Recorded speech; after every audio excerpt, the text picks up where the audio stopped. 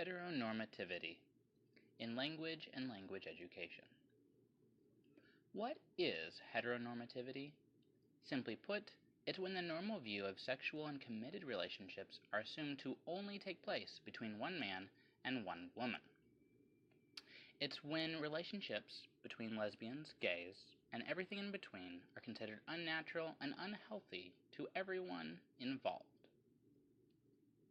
This worldview is hurtful, dismissive, and oversimplifies a growing percentage of people who identify as something other than heterosexual.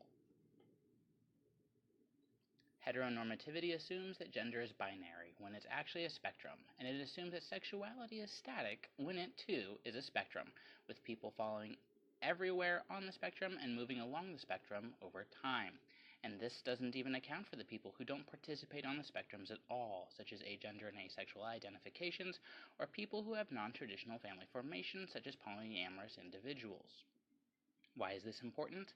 Because in the classroom there are going to be students who identify as other than heterosexual and some students who have no idea what they identify as, and they are going to feel pressured by heteronormative society to adapt their practices. This puts students into boxes and forces them to be something they are not, damaging their self-esteem and causing depression. So, what can we do? At the minimum, we can make the classroom as safe a place as we can. Like other kinds of diversity, we stop students from mocking and slurring each other for their differences. We educate ourselves on the variety of identities and their histories so we can understand where the students are coming from and what they are dealing with.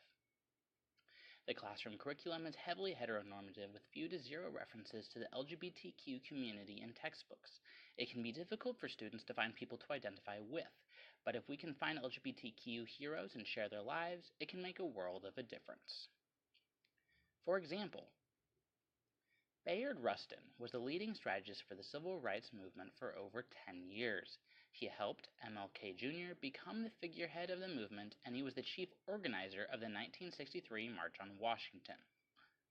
Another example, Marsha P. Johnson and Sylvia Rivera led the 1969 Stonewall Uprising, were major AIDS activists, and later helped found the Gay Liberation Front. Another, Ellen DeGeneres, who used her talk show and television platform to come out in 1997 as one of the first lesbians to be able to talk publicly about LGBTQ themes. And finally, as instructors, all it takes is a little Googling to find LGBTQ artists, musicians, talk show hosts, etc., who are changing the world. And it's important for our students to know they aren't alone.